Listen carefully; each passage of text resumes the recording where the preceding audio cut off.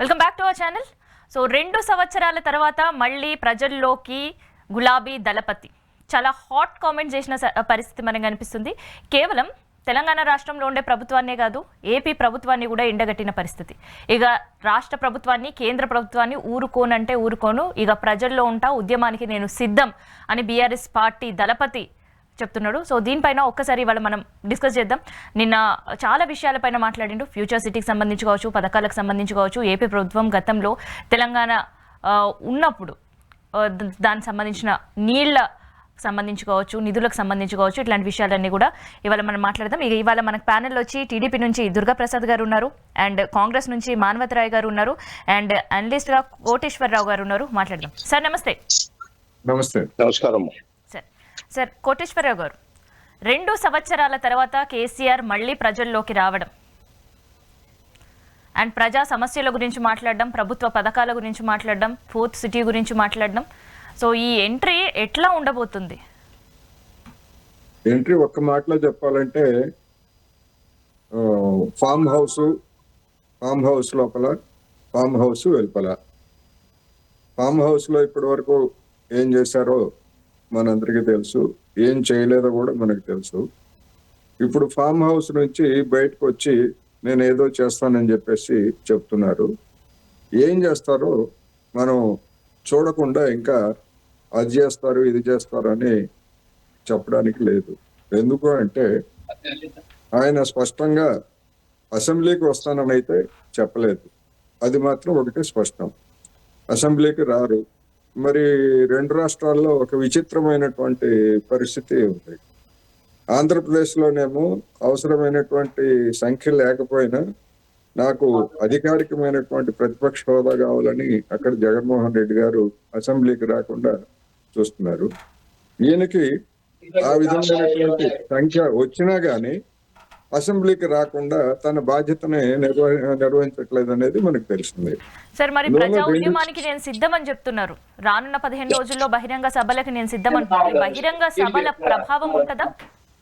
అదే మేడం, ఇప్పటి వరకు ఎవరన్నా వద్దన్నారా? ఎవరన్నా అడ్డుపడ్డారా? ఫామ్ హౌస్ నుంచి బయటకు రావడానికి ఎవరు అడ్డుపడలేదు కదా. అందుకని రానివ్వండి, మంచిదే. ప్రజా జీవనంలోకి, జనజీవన స్రవంతిలోకి కలవాలని అందరూ కోరుకుంటున్నారు. అదేవిధంగా పార్లమెంటరీ అంటే అసెంబ్లీలో కూడా ఆ పోరాటం చేయాలి, బయట కూడా పోరాటం చేయాలి. లేకపోయేట్లయితే ప్రతిపక్ష నాయకుడిగా ఆయనకి గుర్తింపు ఏముంటది? అందుకని మంచిదే, అది ఆహ్వానించదగినటువంటి పరిణామమే. కాకపోతే ఏం చేస్తారు? నేను లేస్తే మనిషిని కాదు అన్నట్టుగా గతంలో కూడా చెప్పారు, ఇప్పుడు కూడా అదే చెప్తున్నారు తప్ప ఆచరణ ఏమిటి అనేటువంటిది మనం చూడాలి. చూసిన తర్వాత మాత్రమే నిజంగానే ఆయన బయటకు వస్తున్నారా లేదా అనేటువంటిది మనం అప్పుడు చర్చించుకోవచ్చు. ఇప్పుడైతే ప్రకటన చేశారు అంతే. మానవతరాయ్ గారు, సో ఫ్యూచర్ సిటీ పైన నేను హాట్ కామెంట్స్ విన్నాం. ఫ్యూచర్ సిటీయే భవిష్యత్తు ఉండబోతుంది అనే ప్రణాళికలో ఒక పక్క ముందుకెళ్తున్నారు, కానీ ఫ్యూచర్ సిటీ లేదు, తొక్క సిటీ లేదు అనే కామెంట్. ఇప్పుడు మోటోడికి ఏం తెలుస్తుందమ్మా మొగలి పువ్వు వాసన. ఫామ్ హౌస్ లో సంవత్సరం కాలం పడుకొని కలుగులో దాక్కొని నిలకలెక్క బయటకు వచ్చి కళ్ళు దాగిన కోతి లెక్క మాట్లాడే వాళ్ళకు ఈ సుగంధాలు, ఈ ఫ్యూచర్ సిటీలు వీటి గురించి తెలియదు. కాబట్టి నిజంగా నిన్న మాజీ ముఖ్యమంత్రి లాగా మాట్లాడి తోలు తీస్తా అంటే ఎవరు తోలు తీస్తారు? తోలు తీసేది ఎవరు? మేకలి లేదంటే గొర్రెలు తోలు తీస్తారు. అంటే నువ్వేనా మటన్ కొట్టు మస్తానవా? మాజీ ముఖ్యమంత్రివా? సోయిండే మాట్లాడుతున్నావా? అంటే వయసు పెరిగినా కొందికి, అనుభవం పెరిగినా కొందుకు విచక్షణతో మాట్లాడాలి. పోయి మర్చిపోయి ఇష్టం వచ్చినట్టు మాట్లాడి ఫ్యూచర్ సిటీని వల్ల కాలేదు. ఇలా హైదరాబాద్ జనాభా పెరుగుతుంది. ఇలా 1526లో కులీ కుతుబ్ షా హైదరాబాద్ నగరాన్ని నిర్మించిండు. అదేవిధంగా సికింద్రాబాద్ని ఆసఫ్ జాహీల్ అంటే నైజాం ప్రభువులు, బ్రిటిష్ వాళ్ళు కలిసి దాన్ని అభివృద్ధి చేశారు సికింద్రాబాద్ని. సైబరాబాద్ని చంద్రబాబు నాయుడు. అదేవిధంగా భవిష్యత్ నగర్ నిర్మాత ఎవరంటే రేవంత్ రెడ్డి అనే పేరు సువర్ణాక్షరాలతో లిఖించబడుతుంది. నీకు 10 ఏళ్ళ అధికారం ఇస్తే మొత్తం తెలంగాణకు ఆత్మగౌరవాన్ని, రోజాగా రొయ్యల పులుసుకు, చేపల కూరకు తాకట్టు పెట్టి కృష్ణా జలాలు మొత్తం ఆంధ్రాకు, శ్రీశైలం బ్యాక్ వాటర్ నుంచి ఆంధ్రాకు పంపించినటువంటి నీచమైన చరిత్ర నీది పెట్టుకొని ఇష్టం వచ్చినట్లు మాట్లాడుతున్నావు. మేము జోకరవా? మధ్యలో ఇష్టం వచ్చినట్టు మాట్లాడుతున్నావు. మాజీ ముఖ్యమంత్రి జోకరవా అని అడుగుతుంది నేను. అసలు ప్రధానికి చులకనగా మాట్లాడడం హుందాతనం ఏది? అసలు ఒక హుందాగా మాట్లాడాలా? 10 ఏళ్ళు పాలించినవు, మరి నీ హయాంలో ఏం జరిగింది? నీ హయాంలోనే కదా ఒప్పందాలు, తాత్కాలిక ఒప్పందాలు చేసుకున్నావు. కృష్ణా జలాలు కృష్ణానది మీద ఉన్నటువంటి ప్రాజెక్టులను ఏమైనా ముట్టుకున్నావా? కనీసం ఒక టీఎంసీ అయినా నీళ్ళు ఇచ్చినవా? ఇవ్వకుండా మొత్తం డబ్బులు మొత్తం ప్రభుత్వ ఖజానా ఖాళీ చేసి ఈ ప్రాజెక్టు పేరుతో కేసీఆర్ ఖజానా నింపుకున్నాడు. ఇలా దేశంలోనే అత్యంత ధనికవంతమైన పార్టీ 1500 కోట్లతో కుబేరుడైన మాజీ ముఖ్యమంత్రి ఎవరంటే ఈయన కేసీఆర్ గారే. కాబట్టి పాలమూరు రంగారెడ్డి ప్రాజెక్టులో ఏ పని కాలేదు. కాలువలు తవ్వకుండా నీళ్ళు ఇవ్వకుండానే ఇవాళ నాకు మెలకు వచ్చింది అంటే కుంభకర్ణం లెక్క నిద్రపోయి ఎప్పుడో ఏప్రిల్ 25న రజతోత్సవాలు అప్పుడు మాట్లాడిండు. మేమేమనుకున్నాం అంటే ముఖ్యమంత్రి వస్తాడు, ఇలా బీసీల అంశం చర్చ జరుగుతుంది, తెలంగాణలో ఉద్యమాలు జరుగుతున్నాయి. సరే దాన్ని ఏ విధంగా బీసీ రిజర్వేషన్ సాధించే విధంగా నరేంద్ర మోడీ గుండెల్లో నిద్రపోతాడేమో అనుకున్నాం. కానీ తీరా చూస్తే విచిత్రమైనటువంటి పరిస్థితి. అసలు ఏం మాట్లాడుతాడో అర్థం కాని పరిస్థితి. అంటే ఈయన ఒక అపరిచితుడు అయిపోయిండు. నువ్వు 10 ఏళ్ళు పాలించినప్పుడు నల్గొండ జిల్లా కానీ, ఖమ్మం జిల్లా కానీ, పాలమూరు జిల్లాలో ఎన్ని ఎకరాలకు నీళ్లు బారించినావు చెప్పు? పాలమూరు రంగారెడ్డిని పూర్తి చేసినావా? అవన్నీ చేయకుండా అవకాశం వచ్చినప్పుడు ఆ టన్నెల్ని, ఎస్ఎల్బీసీ టన్నెల్ని ఎండబెట్టి నెట్టెంపాడు, భీమా, ఈ ప్రాజెక్టులన్నీ కూడా మొత్తం కూడా పండబెట్టి ఒక పని కూడా చేయకుండా ఇలా కాంగ్రెస్ ప్రభుత్వం వాటిని మొత్తం కూడా పనులు చేసి పాలమూరు రంగారెడ్డికి 7,000 కోట్ల పనులు చేసి. అయితే ఇక్కడ మానవత్రాయ్ గారు, ఉమ్మడి రాష్ట్రంలో పాలమూరు జిల్లా ఆగమైంది అని నిన్న కేసీఆర్ చెప్పిన మాటకి ఏందమ్మా పాచింతకాయ పచ్చడి ఇది? ఇంకా తెలంగాణ వచ్చింది మర్చిపోయింది. అదే దాన్ని మీరు యాక్సెప్ట్ చేస్తారా? తెలంగాణ తెచ్చుకున్నాం, నువ్వు వెలగబెట్టింది ఏంది? 10 సంవత్సరాలు పాలమూరు జిల్లాలో ప్రాజెక్టులు ఏం చేసి నల్గొండ జిల్లాకు నీళ్లు పారించినవా? అరే ఒక్క ప్రాజెక్టును ముట్టుకోవా? మళ్ళీ పసలేని పాచింతకాయ పత్ర మాటలు తప్ప ఒక్కటన్నా పనికొచ్చే మాట మాట్లాడిండా? తెలంగాణలో వెనుకబడ్డ జిల్లాగా, వెనుకబడ్డ ప్రాంతంగా పాలమూరు ఉంది గతంలో అండం వాస్తవమేనా? అది గతంలో అంటే అందుకే తెలంగాణ తెచ్చుకుందాం మనం. నువ్వు తెచ్చి 10 ఏళ్ళు అయింది కదా. దానికి కారణం టీడీపీఏ అని కూడా నిన్న నువ్వు కాదా? ఇప్పుడు 10 ఏళ్ళు నువ్వేం చేసినావు అంటున్నా. 10 ఏళ్ళు అధికారంలో వస్తే నువ్వు ఎందుకు చుక్క నీళ్ళు ఎందుకు పారించలేదు? అంటే ఒకళ్ళ మీద నీ శాతగాంతనాన్ని, అసమర్థతని పక్కోళ్ళ మీద నెడతావా? అది వాస్తవమేనా? ఉమ్మడి రాష్ట్రంలో ఉన్న టీడీపీ పాలన వల్లనే పాలమూరు అవును, ఉమ్మడి రాష్ట్రంలో అన్యాయం జరిగిందనే తెలంగాణ సోనియా గాంధీ ఇచ్చిన తర్వాత వెలగబెట్టింది ఏందంటన్నా మనకు తెలంగాణ కృష్ణా జలాల్లో తెలంగాణ వాటా ఎంత రావాలి? ఉమ్మడి రాష్ట్రంలో 720 టీఎంసీలు శ్రీశైలం బ్యాక్ వాటర్ ఆంధ్రాకు పోయినాయి. మరి నువ్వు ముఖ్యమంత్రి వచ్చిన ఉద్యమ నాయకుడే ముఖ్యమంత్రి అయిన మరి నీ 10 ఏళ్ల పాలనలో ఎన్ని పోయినాయి తెలుసా? 1420 టీఎంసీలు నీళ్ళు ఆంధ్రాకు పోయినాయి. ఏం చేసినావు మరి నువ్వు? అప్పుడు నిద్రపోయినావా? అదేవిధంగా కృష్ణా జలాల్లో ఒప్పందం జరిగింది. 299 టీఎంసీలు నీళ్లు తెలంగాణకు, 512 టీఎంసీలు సంతకాలు పెట్టొస్తుంది. ఇక్కడ తెలంగాణ ఆత్మగౌరవాన్ని దెబ్బతీసినా లేదా? ఆ రోజు ఆడికి పోయి నువ్వు ఎందుకు మాట్లాడుతున్నావు? చలో దుర్గాప్రసాద్ గారు, నీళ్ల విషయంలో ఇక్కడ మళ్ళీ ఇంకొక యుద్ధమే జరిగే పరిస్థితి కనిపిస్తుంది తెలంగాణలో. సో ఎవరు నోట విన్నా కానీ ఆంధ్ర వైపే నీళ్లు మరలుతున్నాయనే విమర్శలు భావోద్వేగాలు రెచ్చగొట్టే కార్యక్రమాలు చేస్తాడు. ఆంధ్ర తెలంగాణ విభేదాలు తీసుకొస్తాడు. మళ్ళా ఈ పప్పులకు ప్రధానికి మందు ఎక్స్పైరీ డేట్ ఉన్నట్టే ఎవరో మాట్లాడుతున్నారు, వెనక ఆపండి, ఎవరో మాట్లాడుతున్నారు. హలో, మందుకు టాబ్లెట్స్ కి ఎక్స్పైరీ డేట్ ఉన్నట్లే కేసీఆర్ మాటలకు కూడా ఎక్స్పైరీ డేట్ అయిపోయిందమ్మ. ఎప్పుడు అయిపోయింది? 2023 అయిపోయింది. దుర్గాప్రసాద్ గారు, సో వింటున్నారనుకుంటా మీరు కూడా. నిన్నటి నుంచి కూడా తెలంగాణ నీళ్లు ఆంధ్ర దోపిడీ జరుగుతుంది అనే విమర్శలే వినిపిస్తున్నాయి. సో అందులో వాస్తవం ఎంత ఇప్పుడు కూడా మనం విన్నాం. గుడ్ ఆఫ్టర్నూన్ అమ్మా. చర్చలో ఉన్న మానవతారావుకి, మన కోటేశ్వరరావు గారికి కూడా గుడ్ ఆఫ్టర్నూన్. ఈరోజు చంద్రశేఖరరావు గారు తెలంగాణ తెచ్చిండు ఉద్యమ నేత అని నాకు మంచి ఒక అభిమానం ఉండేది. నేను తెలుగుదేశం పార్టీ అయినప్పటికీ కూడా తెలంగాణ ఏర్పాటు చేసిన ఒక అభిమానం ఉండేది. ఈ ఏజ్ లో లెజెండ్ గా ఉన్నటువంటి చంద్రశేఖరరావు గారు ఇప్పుడు 10 సంవత్సరాలు పరిపాలించిన తర్వాత నిన్న పెట్టిన ప్రెస్ లో పచ్చి అబద్ధాలు మాట్లాడినమ్మ. మొత్తం కూడా భావితరాలకి ఆదర్శంగా ఉండాల్సినటువంటి నాయకుడు ఇవాళ పచ్చి అబద్ధాలు మీడియా ముందుకొచ్చి ప్రతిదీ అబద్ధమే. ఆయన మాట్లాడింది ప్రతిదీ అబద్ధమే. మేము అందుకనే గ్రామాన కాలేజీల్లో కూడా దీని మీద పెట్టదలుచుకున్నాం. ఆయన ఏం చేసిందంటే, ప్రభుత్వం పోయింది, కాంగ్రెస్ పార్టీ అధికారంలోకి రావడానికి హామీలు ఇచ్చింది. ఆ హామీలు ఏం చేసింది, ఏం చేయలేదు, ప్రజలకు ఏం కావాలో ప్రజల కొరకు మాట్లాడాలి. కానీ ఇప్పుడు ఏం ఆయన మాట్లాడిందంటే, మళ్ళా రాజ్యాధికారం కోసం తెలంగాణ సెంటిమెంట్ రేకెత్తడం కోసం కేవలం అధికార దాహంతో తెలంగాణను రెచ్చగొట్టాలనే నీటి వాటాలని 10 ఏళ్ల కాలం నీకు అధికారం ఇస్తే నీటి వాటాలు ఎందుకు చేయలేకపోయినావు నువ్వు? 10 ఏళ్ల కాలంలో ఎందుకు చేయలేకపోయినావు? నువ్వు ప్రభుత్వంలోకి రాగానే మేము కూడా తెలుగుదేశం పార్టీ కానీ అటు కాంగ్రెస్ పార్టీ కానీ బీజేపీ కానీ అందరం అడిగినాం. మహబూబ్ నగర్ జిల్లా వెనుకబడిన జిల్లా ఒప్పుకుంటాం, ఉమ్మడి రాష్ట్రంలో వెనుకబడిన జిల్లా ఒప్పుకుంటాం దాన్ని. ఆనాడు ముఖ్యమంత్రిగా చంద్రబాబు నాయుడు గారు దత్తత తీసుకున్నారు. మరి నువ్వు కూడా దత్తత తీసుకున్నావు కదా. పార్లమెంట్ సభ్యుడు మాతో కలిసి పోటీ చేసిన తర్వాత పార్లమెంట్ సభ్యుడు అయిన తర్వాత దత్తత తీసుకున్నావు కదా నువ్వు మహబూబ్నగర్ జిల్లాని. నువ్వేం చేసినావు? పార్లమెంట్ లో ఏం మాట్లాడినావు మహబూబ్నగర్ జిల్లా మీద? ఏమైనా ప్రాజెక్టులు తెచ్చినావా? తర్వాత 10 ఏళ్ల అధికారంలో ఉన్నావు. మళ్ళా ఎంపీ అయిన తర్వాత రాష్ట్ర ముఖ్యమంత్రిగా 10 ఏళ్ల అధికారం ఉండి మహబూబ్నగర్ జిల్లాకి కేవలం 1000 కోట్లు పెడితే మొత్తం నెట్టెంపాడు, భీమా, కోయిల్ సాగర్ అన్ని కూడా అయిపోయాయి. ఏం చేసినావు నువ్వు? పాలమూరు రంగారెడ్డి స్టార్ట్ చేసినావు. అసలు పాలమూరు రంగారెడ్డి మీద మాట్లాడే నైతిక హక్కు చంద్రశేఖరరావుకు లేదు. ఎంత స్వార్థపరుడు అండి నువ్వు. కాళేశ్వరానికి 1,30,000 కోట్లు పెట్టి అది కంప్లీట్ చేస్తావు ఉత్తర తెలంగాణలో.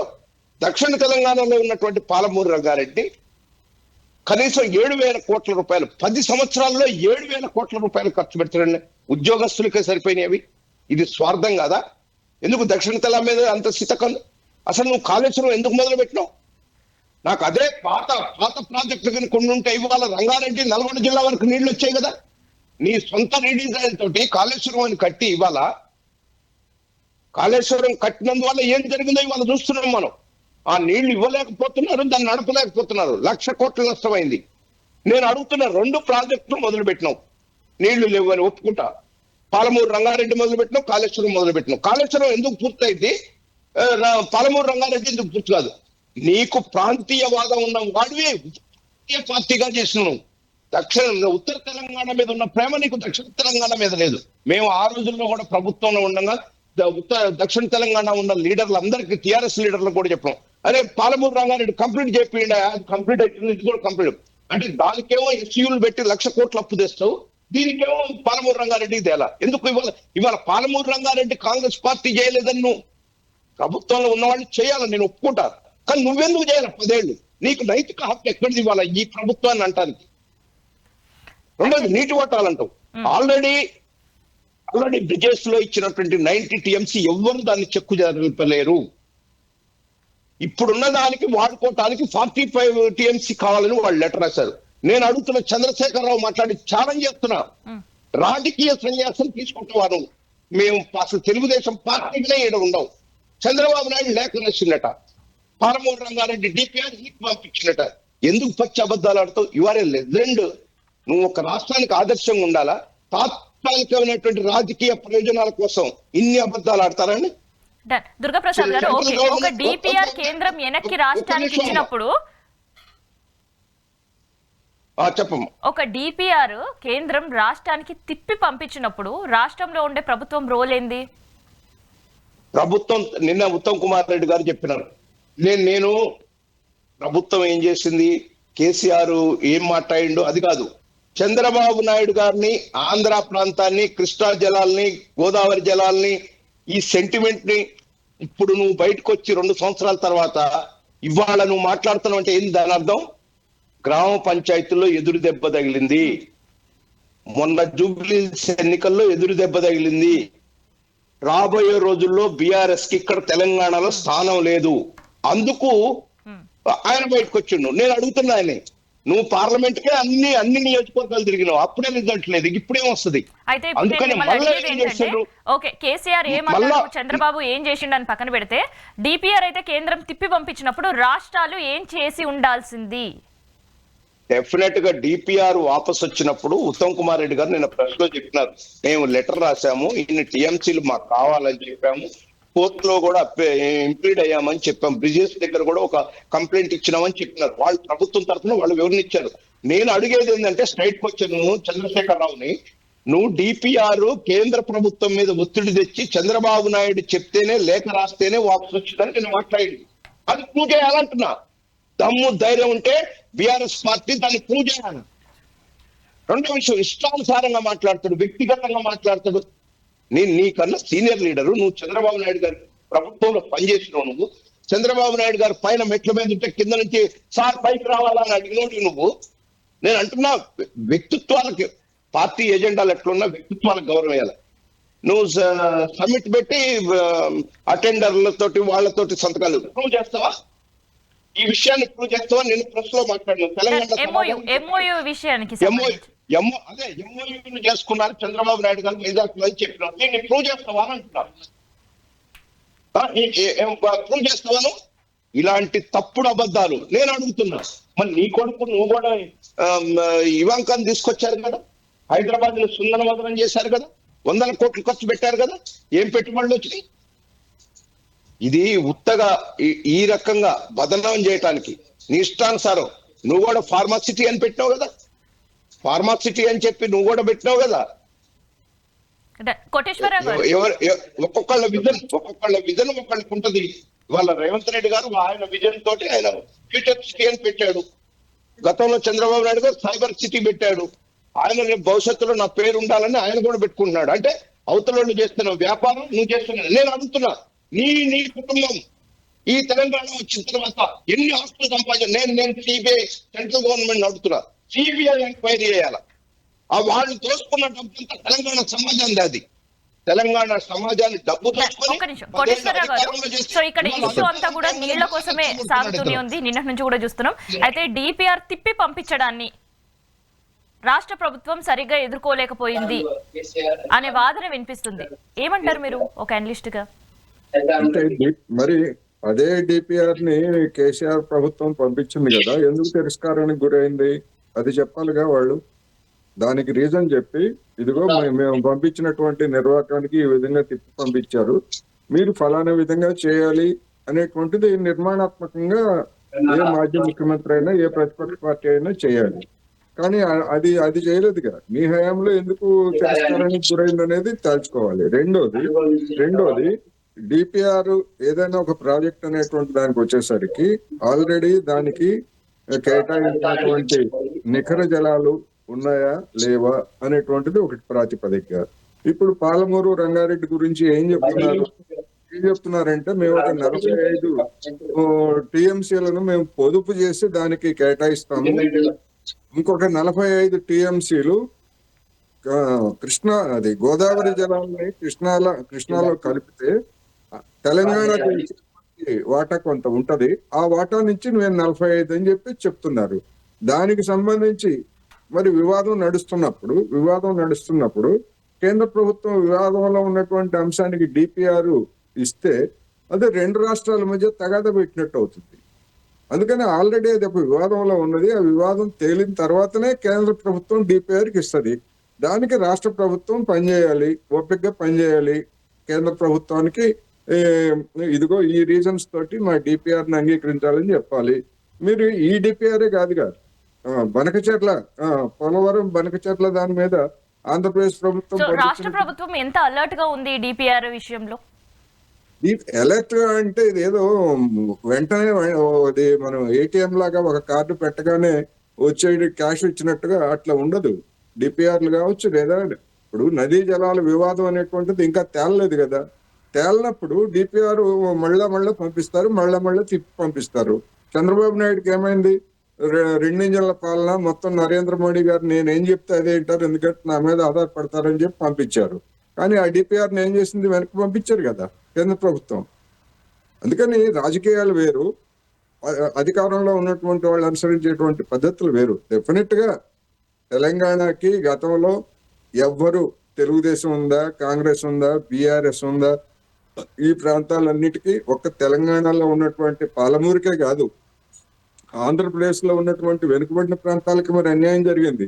దానికి ఎవరిని బాధ్యులు చేయాలి? ఇప్పుడు అధికారంలో ఉన్నటువంటి పార్టీలే. అందుకని తెలంగాణ అయినా ఆంధ్ర అయినా కానీ వెనుకబడిన ప్రాంతాలకు మొత్తానికి అన్యాయం జరిగింది. మనకి తెలంగాణలో ప్రత్యేకంగా కొట్టొచ్చినట్టు కనిపించేది పాలమూరు కనుక దాన్ని ఒక ప్రత్యేకమైనటువంటి ఇష్యూగా చేస్తున్నాం. అందుకని ఇప్పటికైనా ఉన్నటువంటి దానిలో వరద జలాలు, ఏదైనా మిగులు జలాలు, మైనర్ ప్రాజెక్టులు లేకపోతే ఇటువంటి వాటన్నిటిని కూడా వృధాగా పోకుండా చేయాలి. అసలు విషయం ఏంటంటే 299 టీఎంసీలు కృష్ణా జలాలను వినియోగించుకోవాల్సి ఉండగా బీఆర్ఎస్ హయాంలో ఆ మొత్తం వినియోగించుకోలేదు కదా. ఎందుకని వినియోగించుకోలేదు? ఆ ప్రశ్నకి ఎక్కడ సమాధానం చెప్పరు బీఆర్ఎస్ నాయకులు.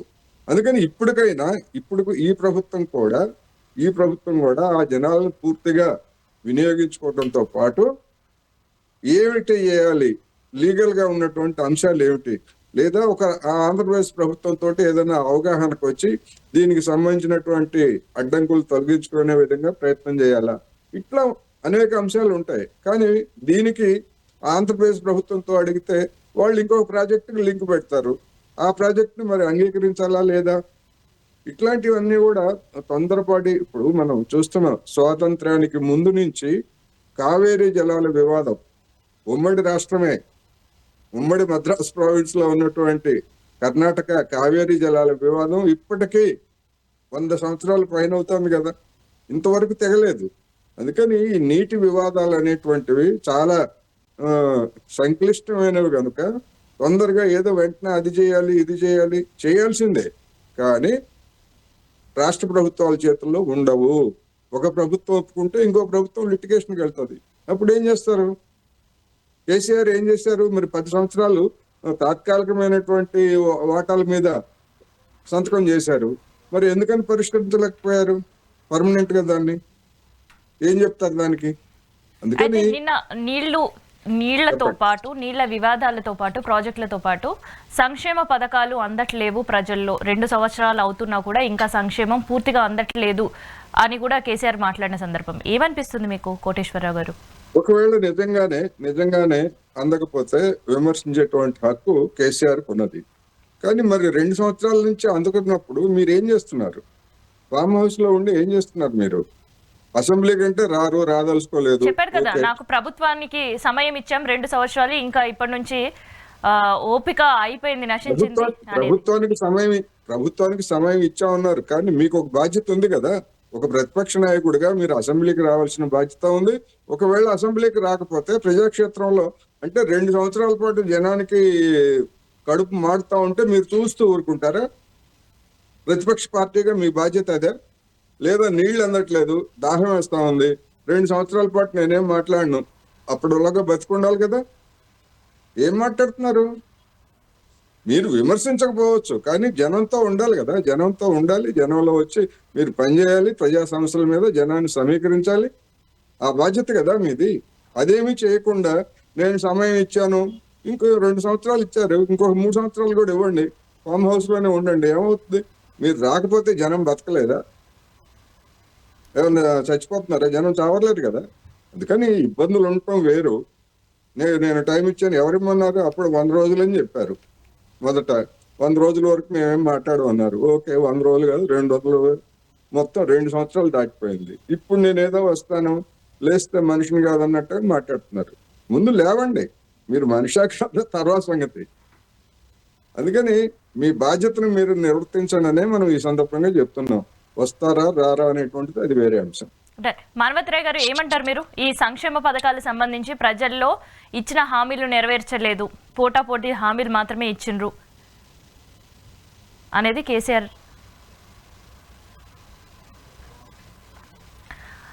మానవతరాయ్ గారు మీరు మ్యూట్ లో ఉన్నారు, వినిపించట్లేదు మీ వాయిస్ మాకు. ఇప్పుడు ప్రతిపక్ష నాయకుడు పాత్ర అంటే ప్రెస్ మీట్లకే పరిమితమా? అసెంబ్లీకి రారా? ముఖ్యమంత్రి గారు ఏమంటున్నారు? రండి అసెంబ్లీకి రండి, మీరు పెద్దవారు, మీ అనుభవాన్ని మాకు కావాలి, మేము తప్పులు చేస్తే ప్రశ్నించమని చెప్పి రేవంత్ రెడ్డి గారు స్పష్టంగా బహిరంగంగా మాట్లాడుతున్నారు. మళ్ళీ ఆయన ప్రజల్లో సానుభూతి వచ్చే విధంగా నా చావును కోరుకుంటున్నారు అంటాడు. ఎవరు కోరుకున్నారు? చావును కోరుకుంది ఎవరు? మీ కుటుంబ సభ్యులు. రేవంత్ రెడ్డి గారు మీరు క్షేమంగా ఉండాలి, ఆరోగ్యంగా ఉండాలి, 10 కాలాలు బాగా ఉండాలి అని చెప్పి మీరు హాస్పిటల్లో ఉంటే మిమ్మల్ని పరామర్శించారా లేదా? ఇక్కడ కూడా రాజకీయమేనా? దీని దగ్గర కూడా నిజంగానే ఇప్పుడు వచ్చారు, ఎక్కడికి వచ్చారు? నందినగర్ నుంచి వాళ్ళ పార్టీ ఆఫీస్కి వచ్చారు. రేపు చర్చ జరగబోతుంది 42% అంశం బీసీల గురించి. మరి దాని మీద ఏంది అసలు మీ వైఖరి ఏంది? ఓ ప్రధాన ప్రతిపక్ష నాయకుడు ఎవరు? హరీష్ రావా, కేటీఆరా, లేకపోతే ఇంకెవరన్నానా, జగదీష్ రెడ్డా? మరి తప్పకుండా మరి మీకెందుకు ఆయనకి ఇచ్చేయండి, వాళ్ళకి ఇచ్చేయండి, వాళ్ళ ముగ్గురులో ఎవరికి వాళ్ళకి ఇచ్చేయండి. ఇవ్వకుండా ప్రతిపక్ష నాయకుడు హోదా దగ్గర పెట్టుకుంటారు, ప్రజల జీతభత్యాలు తీసుకుంటారు, అసెంబ్లీకి రారు, ఒక్కరోజు వస్తారు. ఎందుకంటే అనర్హత వేటపడిద్ది, అసెంబ్లీకి అసలు రాకపోతే 6 నెలల పాటు అనర్హత వేటపడిద్ది అని చెప్పేసి ఆ ఒక్కరోజు ఏదో మమ అనిపించి హాజరై వెళ్ళిపోతారు. కనీసం అసెంబ్లీ చర్చా వేదిక ఒక ప్రజలకు దేవాలయం లాంటిది అది.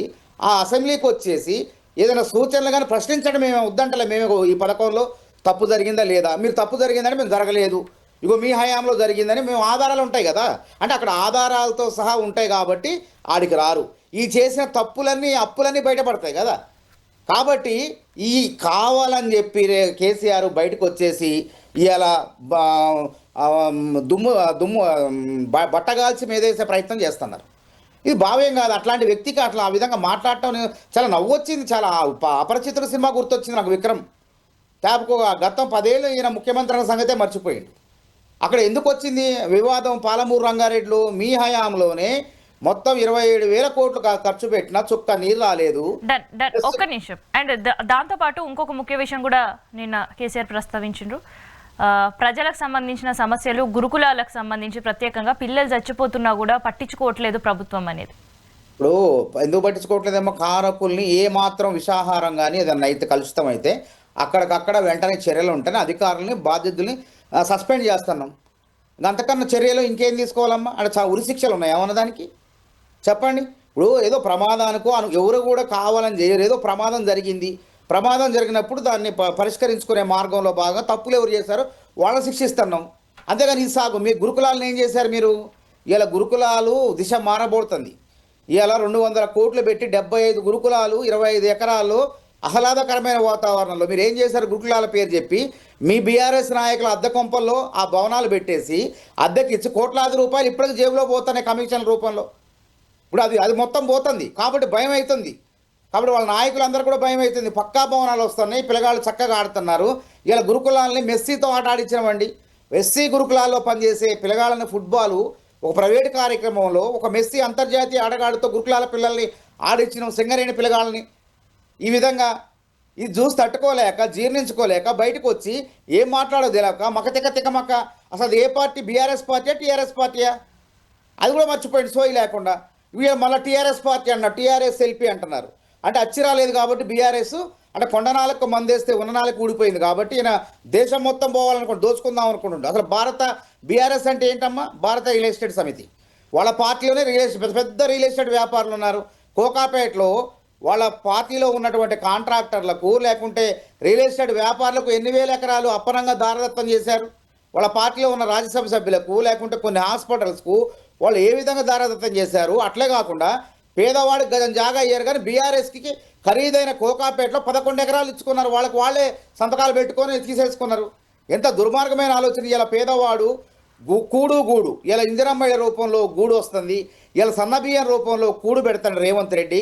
ఇలా పేదవాడు శ్రీమంతుడు ఏ అన్నం తింటాడో పేదవాడు సామాన్యుడు అది అన్నం తింటున్నారు. 3,10,00,000 మందికి ఇలా సన్నబియ్యం ఇస్తున్నాం, మేము తెల్ల రేషన్ కార్డులు ఇచ్చినాం. ఇలా ముద్దకి రేవంత్ రెడ్డి దేవుడు అని చెప్పి పేద ప్రజలు సామాన్యులు దలుచుకుంటుంటే ఇది తట్టుకోలేక బయటకు వచ్చి అంటే ప్రజలు విమర్శిస్తున్నారని చెప్పి బయటకు వచ్చిండు. బయటకు కోటేశ్వరరావు గారు విద్యా వ్యవస్థ పైన ఏమంటారు? ఇరు రాష్ట్రాల్లో కూడా విద్యా వ్యవస్థ పైన ఏమంటారు? గురుకులాల పరిస్థితి ఎట్లా ఉందంటారు? రెండు రాష్ట్రాల్లో విద్యా కమిషన్ సిఫార్సులను అమలు కోటేశ్వరరావు గారు మనం ఢిల్లీ కాబోతుందమ్మా. కేజ్రీవాల్ కి ఎంత పేరు వచ్చిందో విద్యా వ్యవస్థను ప్రభుత్వం. ఒక్క నిమిషం మాధవరావు గారు, ఒక్క 1 మినిట్. కోటేశ్వరరావు గారు, విద్యా వ్యవస్థ పరిస్థితి ఎట్లా ఉంది తెలుగు రాష్ట్రాల్లో? విద్యా వ్యవస్థ పరిస్థితి అంటే అది విద్యా వ్యవస్థ అనేటువంటిది చాలా విస్తృతమైనటువంటి సబ్జెక్ట్స్. 2 రాష్ట్రాల్లో ఇప్పుడు అక్కడ ఇక్కడ ఎదుర్కొంటున్నటువంటి సమస్య మొన్న రేవంత్ రెడ్డి గారే చెప్పినట్టుగా జేఎన్టీయు కూడా వాళ్ళకి రావాల్సినటువంటి ఫీజు రియంబర్స్మెంట్ రాష్ట్ర ప్రభుత్వం నుంచి ఇవ్వకపోతే విద్యార్థులకు సర్టిఫికెట్లు ఇవ్వకుండా ఇబ్బంది పెడుతున్నది అనేటువంటిది రేవంత్ రెడ్డి గారు చెప్పారు. అందువల్ల మరి ఎందుకని రేవంత్ రెడ్డి గారు కావచ్చు, అటు చంద్రబాబు నాయుడు గారు కావచ్చు, మరి విద్యా సంస్థలకి ఇవ్వాల్సినటువంటి ఫీజు రియంబర్స్మెంట్ సంవత్సరాల తరబడి వేల కోట్ల రూపాయలు ఎందుకు ఇవ్వట్లేదు? ఒకటి. రెండోది, 2 రాష్ట్రాల్లో కూడా ఆరోగ్యశ్రీకి సంబంధించినటువంటి బకాయిలు కూడా అట్లాగే ఉన్నాయి. అందువలన విద్యా వ్యవస్థ అనే దానికి వచ్చేసరికి ఉన్నత విద్యా వ్యవస్థలో మళ్ళా కాలేజీ, అదేవిధంగా పాఠశాల విద్యా వ్యవస్థ, ఇట్లా రకరకాల విద్యా వ్యవస్థలు ఉన్నాయి. అందుకని స్పెసిఫిక్ గా విద్యా వ్యవస్థ మొత్తంగా ఎట్లా ఉంది అని చెప్పాల్సి వచ్చినప్పుడు మనకి విద్యా మంత్రి లేడు తెలంగాణలో. విద్యామంత్రి తెలంగాణలో విద్యామంత్రి లేకపోయినా సమస్యలు ఉన్నాయి, ఆంధ్రప్రదేశ్లో విద్యామంత్రి ఉన్నా కానీ అక్కడ కూడా సమస్యలు ఉన్నాయి. అందుకని ఒక సాధారణమైనటువంటి కాదు, స్పెసిఫిక్ గా ఇప్పుడు టీచర్ల రిక్రూట్మెంట్ దానికి సంబంధించి ఉన్నది. టీచర్ల రిక్రూట్మెంట్ ఇంకా తెలంగాణలో పూర్తిగా అవసరమైనటువంటి టీచర్ల రిక్రూట్మెంట్ పూర్తిగా జరగలేదు, ఇంకా కొరతున్నది. అదేవిధంగా ఇట్లా రకరకాల సెక్షన్ల వారీగా ఉన్నటువంటి సమస్యల గురించి మీరు అడిగినా లేకపోతే డిస్కషన్ పెట్టినా దాని మీద మనం మాట్లాడవచ్చు. దుర్గాప్రసాద్ గారు, నిజంగానే అక్కడ ఇప్పుడు కోటేశ్వరరావు గారు అన్నట్టు నిజంగానే ఏపీలో కూడా సమస్యలు కనిపిస్తున్నాయా?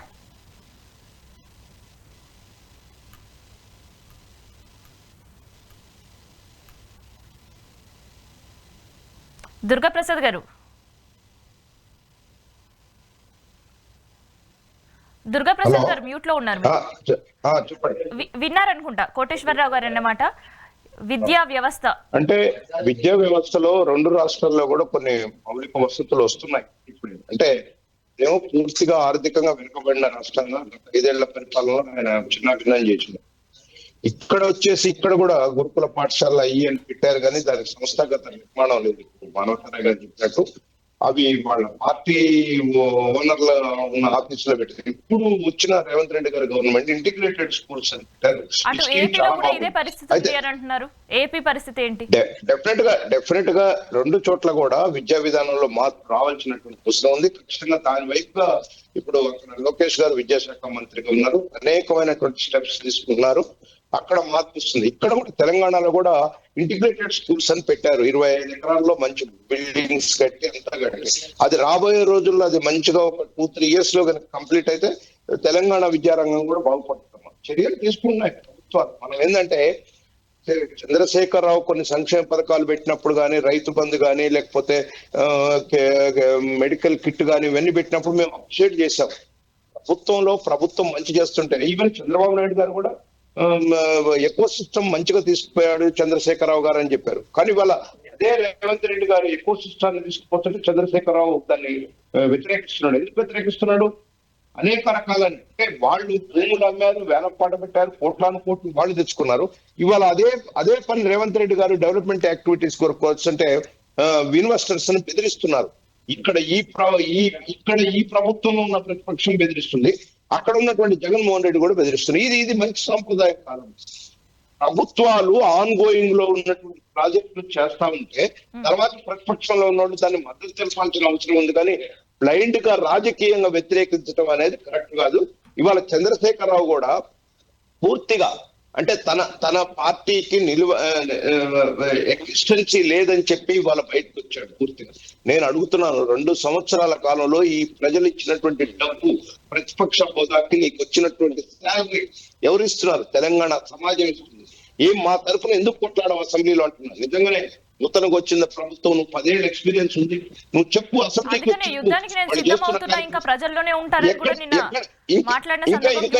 ఇంకా ఏమి యుద్ధం అండి? నువ్వు అసెంబ్లీకే రావు, అసెంబ్లీలోనే చెప్పు. ఇంకా యుద్ధం ఏమి యుద్ధం? నువ్వు అసెంబ్లీకి వచ్చి నీ వాణి వినిపించు. కానీ దమ్ము ధైర్యం లేదు. గతంలో చేసినటువంటి పరిణామాల మీద, కాళేశ్వరం మీద కానీ, మిషన్ భగీరథ మీద కానీ, దీని మీద ఏది చర్చ జరిగినా ఆ చర్చలో ఎదురు నిలబడలేడు. కాబట్టి తెలంగాణ సమాజం అనుకుంటుంది రేవంత్ రెడ్డి గారు ప్రశ్నలకు ఆన్సర్ లేదని రావట్లేడు, ముఖం చూపించలేకపోతున్నారు తెలంగాణ సమాజం అనుకుంటుంది. కాబట్టి నేనేమంటున్నానంటే తెలంగాణ సమాజం తరఫున నువ్వు కొట్లాడాలంటే మళ్ళొక్కసారి ప్రాంతీయవాదం కాదు, తెలంగాణ వాదాన్ని కాదు నువ్వు తీసుకురావాల్సింది. ఆ ప్రభుత్వం ఇచ్చిన హామీల మీద ప్రజల పక్షాన్ని నిలబడు. అది కరెక్ట్. నీవు నిజంగా ఇంకా సూచనలు చేయి, బెటర్ సూచనలు చేయి. నేను అసలు ఒక్కటి చెప్పాలమ్మా, ఎందుకంటే కోటేశ్వరరావు గారు దీనికి తెలాల. అసలు పాలమూరు రంగారెడ్డి ఎత్తిపోతల పథకానికి ఉమ్మడి ప్రభుత్వంలో ఇచ్చినటువంటిది జూరాల నుంచి ఇచ్చారు. ఆ తర్వాత ఈయన పెద్దగా మాకు 90 టీమ్స్ తెస్తానని చెప్పి శ్రీశైలం నుంచి అని కొత్తది పెట్టాడు. ఆ రోజు ప్రభుత్వం, ఆంధ్రప్రదేశ్ ప్రభుత్వం ఒప్పుకోకపోవడానికి కారణమే అది. అసలు పాలమూరు రంగారెడ్డి డిజైన్ అయిపోయేది, జూరాల నుంచి మాకు 70 టీఎంసీలు వచ్చాయి. అదొక కథ. అది పెద్ద బ్యాచ్ సబ్జెక్ట్. మీరు ఒక రోజు పెట్టండి, నేను వస్తా, వాళ్ళు టీఆర్ఎస్ వాళ్ళని ఉందని పిలవండి, దేనికైనా సిద్ధమే. కాబట్టి నేనేమంటున్నంటే ఉన్నటువంటి ఇప్పుడు ఆ 45 టీఎంసీలు ఎక్కడి నుంచి గోదావరి జలాలు, మిగులు జలాలు 90 టీఎంసీలు. దీనికి డిపిఆర్ చంద్రబాబు నాయుడు అంటే చంద్రబాబు నాయుడు, తెలుగుదేశం పార్టీ, తెలంగాణ ఏం చెప్తావా కేసీఆర్? మేము లేఖిస్తేనే తెలంగాణ వచ్చి నువ్వు ఉద్యమం చేస్తే చేయొచ్చు. తెలుగుదేశం పార్టీగా మేమంతా తెలంగాణ వాళ్ళం లేఖించాం చంద్రబాబు నాయుడు. స్వయాన నీ అల్లుడు హరీష్ రావు గారు చంద్రబాబు నాయుడు గారు లేఖిస్తే తెలుగుదేశం పార్టీ ఆఫీస్ ముందు అటెండెన్స్ పనిచేస్తా అన్నాడు. అది గుర్తు తెచ్చుకోండి మీరంతా. మేము తెలంగాణ లేఖ ఇచ్చాం కానీ మాకున్నటువంటి ఆ రోజు తెలంగాణ నాయకత్వం సరిగ్గా ప్రచారం చేసుకోకపోలేక తెలంగాణ సమాజం మమ్మల్ని కూడా ఆదరించింది. ఆ రోజు మేము భారతీయ జనతా పార్టీ పొత్తుతో పోతే మాకు 15 సీట్లు, వాళ్ళకి 5 సీట్లు, 20 సీట్లు ఇచ్చి మాకు 24% తో మాకు ఓట్ బ్యాంక్ ఉంది మాకు తెలంగాణలో. తెలంగాణ ప్రజలు గౌరవించారు, మేము వాళ్ళని గౌరవించాం, ఇప్పటికీ గౌరవిస్తూనే ఉన్నారు. ఇవాటికి కూడా మేము ఆర్గనైజేషన్ సరిగ్గా లేకపోయినా మాకు గ్రామ పంచాయతీలో సర్పంచులు, ఉప సర్పంచ్, వార్డు మెంబర్లు వచ్చినాయి మాకు. నువ్వు ఇంత ఆర్భాటం పెట్టుకొని 39 మంది ఎమ్మెల్యేలు పెట్టుకొని దీని శక్తి ఉందో చూడు. ఇవాళ కేవలం ఒక్కటే అండి, ఏదైతే ఆయన బై ఎలక్షన్ ఓడిపోయిందో జూబ్లీహిల్స్ గ్రామ పంచాయతీ ఎన్నికల్లో ఏదైతే ఓడిపోయిందో, హరీష్ రావు కేటీఆర్ వల్ల కావట్లేదు, ఇంకా నేను వస్తున్నా, నువ్వు వచ్చినా కాదు, నువ్వు వచ్చి ఏం చేయాలా? ప్రజల పక్షాన్ని నిలబడి నిజమని చెప్పాలి. కానీ నువ్వు వచ్చి ఏం చేసినావు? అన్ని ఇవాళ తెలంగాణ సమాజానికి అబద్ధాలు చెప్పినావు. నీ అబద్ధాలు మేము ప్రచారం చేస్తాం. మేము గతంలో నీ కొడుకు కూడా ఇదే విధంగా మాట్లాడే ఎలక్షన్ లో దెబ్బతిన్నారు. 23 ఎలక్షన్లు, మళ్ళా రాబోయే ఎలక్షన్ లో మీరు దెబ్బతింటారు. లోకల్ బాడీస్ ఎలక్షన్ లో అని చెప్తున్నారు. ఎందుకంటే మీరు కొద్దాకులు తెలంగాణ వాదాన్ని తెచ్చి మేము అధికారంలోకి వస్తామంటే మేము తెలుగుదేశం పార్టీగా ఊకోం. మేము ఇవాళ సో తెలుగుదేశం పార్టీకి సంబంధించిన ఎంఓయూలు వైజాగ్ లో ఎలా జరిగాయి అనే విషయం కూడా మాట్లాడారు. సో దీనిపైన మీరు ఏమంటారు దుర్గాప్రసాద్? నేను చెప్తున్నా కదండి, అతను చంద్రబాబు నాయుడు మీద కక్ష, ఆంధ్ర ప్రాంతం మీద కక్ష, ఇంకా ప్రాంతీయవాదాన్ని రెచ్చగొట్టే విధంగా. చంద్రబాబు నాయుడు గారు నీకన్నా తెలివిగల్లోడు, తెలివి తక్కువడు సమాజానికి మొత్తానికి తెలుసు. నువ్వెంత తెలివిగల్లోడు సమాజానికి తెలుసు. నీ రకమైనటువంటి నీ వంకర తెలివితేటలు కూడా నిన్న ప్రెస్ తోటి బయటపడ్డాయి. కాబట్టి నేనేమంటున్నంటే, నువ్వు ప్రజల పక్షాన్ని నిలబడి ప్రజల పక్షాన్ని కొట్లాడు. 100 రోజులు అన్నదండి, 200 రోజులు పోయింది, 300 రోజులు పోయింది, 600 రోజులకు వచ్చినాక బయటకు వచ్చింది. ఇప్పుడు మేలుకు వచ్చింది ఆయన. మాంగత్రాయ్ గారు, ఈ ఎంఓయూల విషయంలో కూడా మన ఫ్యూచర్ సిటీలో జరిగిన గ్లోబల్ సమ్మిట్ కావచ్చు, అండ్ దాంతోపాటు ఏపీ ఎంఓయూలన్నీ గ్యాస్, అండ్ ఇక్కడ మొన్న జరిగిన ఎంఓయూలన్నీ కూడా గ్యాసే అని అన్న సందర్భం నిన్న చూసినాం.